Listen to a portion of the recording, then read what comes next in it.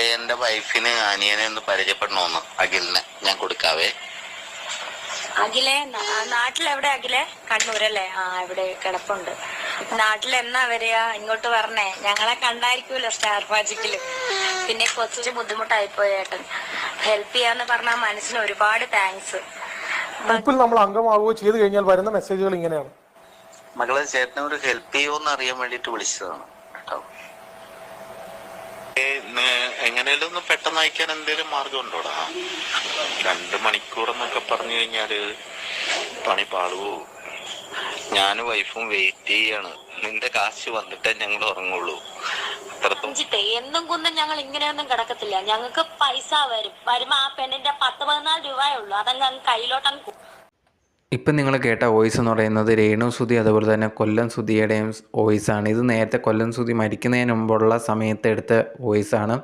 പുള്ളിക്കാരനും അതുപോലെ തന്നെ വൈഫും കൂടെ കടം ചോദിക്കുന്നതാണ്. ഇപ്പം ബുദ്ധിമുട്ടുണ്ട്, പൈസ ഒത്തിരി വേണം എന്നുള്ളൊരു കാര്യം, അതിനുവേണ്ടി പൈസ ചോദിക്കുന്നതാണ് നിങ്ങൾ ആ ഒരു വോയിസിൽ കണ്ടത്. ഇതേ കണക്ക് കുറേയധികം വോയിസ് ഇപ്പോൾ സോഷ്യൽ മീഡിയയിൽ നമുക്ക് കാണാൻ സാധിക്കുന്നുണ്ട്. ഈ ഒരു സുധി അതുപോലെ തന്നെ രേണുവും രണ്ടുപേരും കൂടെ ചേർന്ന് ഇതേ കണക്ക് ഇത്തിരി ഭയങ്കരമായിട്ടൊരു ബുദ്ധിമുട്ടാണ്, പൈസ വേണം എന്ന് പറഞ്ഞ ആൾക്കാരെ നിന്ന് പൈസ വാങ്ങും. അതിന് ശേഷം ഉണ്ടെങ്കിൽ തിരിച്ച് ചോദിക്കുന്ന സമയത്ത് ഭയങ്കരമായിട്ട് ദേഷ്യപ്പെടുക. അതാണ് നിങ്ങൾ അവസാനം കേട്ട ഒരു പോർഷൻ. രേണു സുധി ഉണ്ടെങ്കിൽ ഭയങ്കരമായിട്ട് ആ ഒരു വ്യക്തിയെടുത്ത് ദേഷ്യപ്പെടുന്ന രീതിയിൽ. സോ അറിയാൻ സാധിച്ചതെന്ന് പറഞ്ഞാൽ സുധി ഉണ്ടായിരുന്ന സമയത്ത് കുറേ അധികം പേരെടുത്ത് നിന്ന് പൈസ കടം വാങ്ങുന്ന ഒരു മെയിനായിട്ടുള്ള സുധി നോക്കിയിരുന്നു. എപ്പം നോക്കിയാലും ആൾക്കാരിൽ നിന്ന് പൈസ വാങ്ങുക, പക്ഷേ അത് ദൂരത്തായിട്ടുള്ള ചിലവാണ് എന്നുള്ള കാര്യമാണ് ആൾക്കാർ പറയുന്നത്.